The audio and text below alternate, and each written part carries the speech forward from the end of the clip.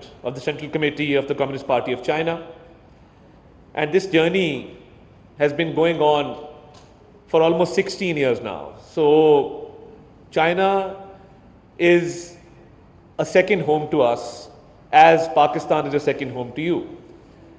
I've been going to China as part of the exchanges, and I've learned a lot. Today I stand here as a federal minister, but I can tell you that in my learning, in my growth, the exchanges that we've had with China have had a great role to play. And if I'm standing here, there's a great contribution of that exchange program with China, which has really, really helped me throughout my career.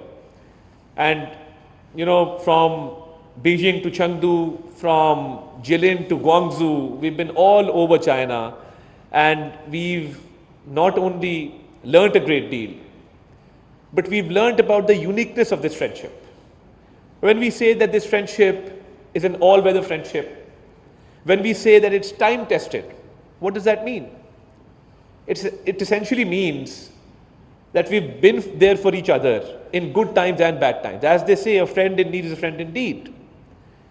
So, ups and downs of history, and throughout the different tenures, this is something which has remained constant, which has seen no change. In fact, we've seen this friendship grow stronger as time has passed by. And I, for one, am witness to how this friendship has transformed. And I always remember my mother telling me a story as a young schoolgirl when Chu Enlai visited Pakistan, and amongst other school children on the streets of Islamabad, she was there holding the Chinese flag and welcoming Mr. Chu Enlai to Pakistan. So this is something that we've grown up with. This is something that is part of our culture, our heritage. And as I see the contemporary times, we see that in recent times, our younger generation has also had a great deal of learning with regard to this friendship.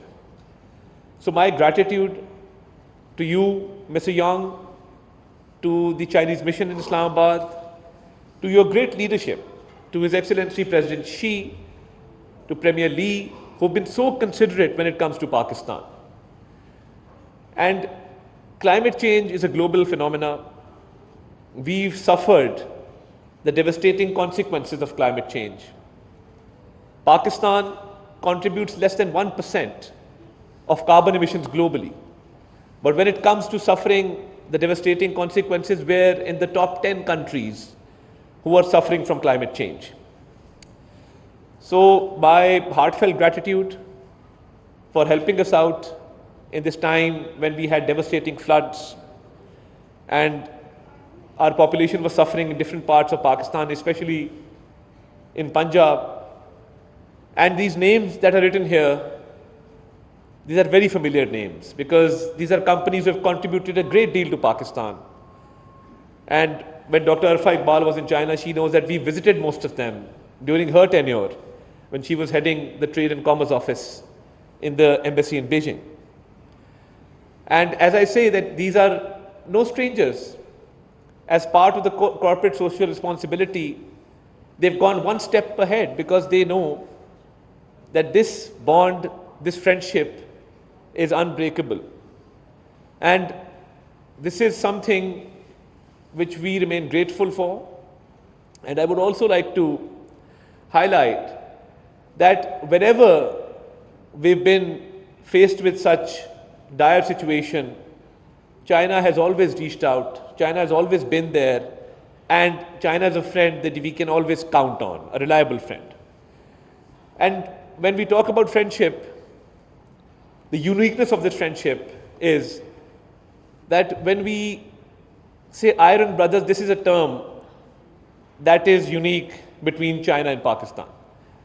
And I think time has proven that we are in fact iron brothers and sisters, because now we see people collaborating further, we see people-to-people exchanges, we see cultural exchanges, we see that the Chinese culture is now embedded in the Pakistani culture, and we've come closer than we were before. On behalf of the government of Pakistan, thank you very much for all this contribution and for always being there for Pakistan. And I assure you that whatever we can do in our humble capacity, we will always be there for China and for our Chinese friends. Pakistan, Cheen Dosti Zindabad. Thank you very much, ladies and gentlemen.